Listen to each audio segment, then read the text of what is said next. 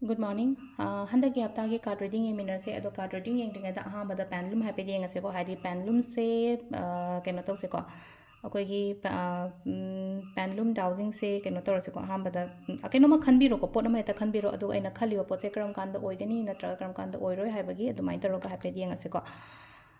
ado sida hadi pot ma sum khallase ko khaliba poto yes or no natraga hadi karam kanda gumba adu maina oina hai tare ko silaise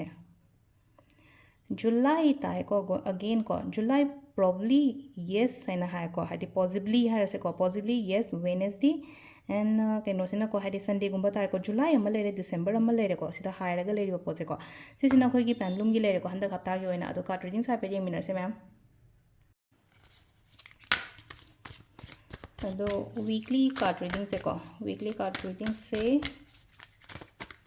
card से 7 card खत्म लोग थोके उसमें ना हरी पोक निमित की मतुंगी ना तुम्हारी ये ऐसे को हरी Sunday, Monday, Tuesday, Wednesday, Thursday, Friday and Saturday को अदो नुमाइजिंग को ना हम बला इब card से को हरी card अमम मम की message से ना तुम्हारी ये ऐसे को ahamba card ki message silai se ko hadi anoba thaba inkhang natraga anoba keno ma changak pe ko yamna clear oibodo silai se ko koina age of source ani age of source la ko matam de anoba ideas ni khang de success kum balak pa mental clarity na hanga hadi chamam naraga lera me kola mena khala se hoji se clear oiba aduga wari watai da hiders ne ko wari watai da haiba ya thra de hadi mi ga wari shana matam da hadi ma sina taram de natraga aishna ta de ko te haraga de hadi communications ki matang su leina ko mi ga pau phauna da na ga leram ba khot pa dum ba me am do yam phajana clear oiraga adumai taraga lai ko hadi clear oiba clarity im no or yes hai tare ko yes or yes no or no adumaina toroga adum bai mong da ko sisina ko gi no mai jing le ko ning ka ba har se ko ning ka ba sina ketang sida le no ko sida hoji hoji ki oina har ka ko phata ba wakhan gum ba se ketang khalam gani ko hadi khan ba khot ba adu su le re adu ga manam le no ko sida pot sing je loina keno to ko haji ki oina har ka kitang satisfy oi da bu do oi gani ko handa ki hafta gi aina thabai ka to matam da ado hadi kem khan gano se le no ko हाइदी सी card से लाग मतम जे कोइना हाय कांसदा अदुम लेनो को अदुम आइगी दमक अफब मतम जरम गनी दा हाइना दुमाइना खंदोक पियो को हजिक से हाइदी पोट से डिले ओइ बे याय खतंग स्टक तौरगा लेबे याय खतंग पल्लगा लेबे याय को अदुनि को सिद लाइसे को हामबगी अखोई अनि शुबस निंग थोका बन मिट के लेपो गेम यंग मिनास को लेबा पोको नमिस नंग फै को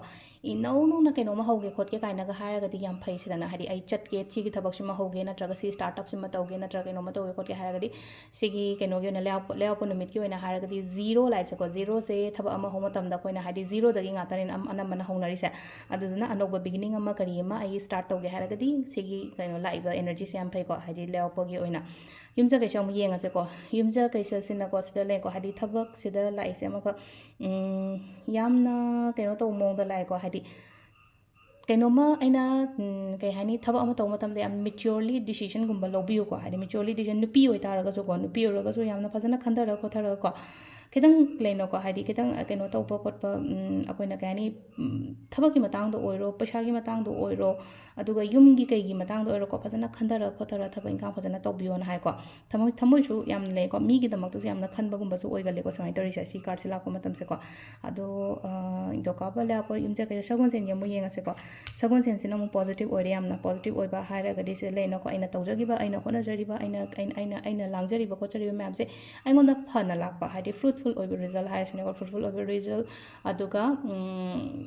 हाना तौगिबा थबकी हाइ तारे को हाइदी अदुगी रिजल्ट रिवार्ड कुंबसु लाको खोपसु अदुसु नमना ले को सिसेना अखोइगी सगोन सेन gi लेरे को इराइ गे मु येमिनरसे को इराइ से को इराइ सिना मु सिदा हाइ से कइनो हाइ मतम जस्ट फोकस हाइ तारे को आइगी आइना खलिबा आइना तौगे हाइना खलिबा पोट कुंबदला फोकस अवे जस्ट अमुक हेना टेंशन पीबीबा आइगी ड्रीम आइगी गोल लाई याम पाबा ngang ne हाइरसे लाई याम पाबा अमुक हेना पावबा से लेना को हाइदी खरगी हेना पासनबा खोचनबा आइना तौदोरि से आइ माइ पाक्तो यादे हाइना खनबा मीना गा लेना को हाइदी मीना नंग दो ओइरोदबदा खोलोइदबदा का तारुनो केमता just focus in your dream and goal को सिलाई से को वायम का हाइना हाइबगी दरकार सु ओइदे को आइसी तौदोइने खोतोइने हाइबगी मिंगो एक्सप्लेनेशन नतगा क्लैरिफिकेशन पीबगी दरकार सु ओइदे को आइना खलिबा आइना निंगिबा पोतो तो को सिसना कोइगी इराइ गले को थांग जसिना खितंग खरा केनो तौबे को हाइदी खितंग सेंसिटिव ओइबे याय हंदकी ओइना हाइदा वखन नुआइतबनी खंगदे अकीबनी खंगदे हकचांग नुआइतबनी खंगदे ꯑꯗꯨꯃꯥꯏꯅ ꯈꯤꯇꯪ ꯂꯥꯛꯑꯦꯀꯣ ꯁꯤꯗ ꯂꯥꯛꯏꯕ ꯀꯥꯔꯠꯁꯦꯀꯣ ꯑꯗꯨꯗꯨꯅ ꯍꯥꯏꯗꯤ ꯍꯤꯗꯟ ꯂꯣꯏꯅꯃꯛ ꯍꯥꯏ ꯇꯧꯔ ꯊꯝꯕꯗꯣ ꯑꯩꯒꯤ ꯅꯨꯡꯉꯥꯏꯇꯕ ꯃꯌꯥꯝ ꯂꯩꯔꯒꯁꯨꯀꯣ ꯃꯤꯉꯣꯟꯗ ꯍꯥꯏꯕ ꯍꯥꯏꯅꯤꯡꯗꯕ ꯈꯣꯠꯇꯕ ꯑꯗꯨꯃꯥꯏꯅꯒꯨꯝꯕꯁꯨ ꯈꯔꯁꯨ ꯂꯩꯒꯅꯤꯀꯣ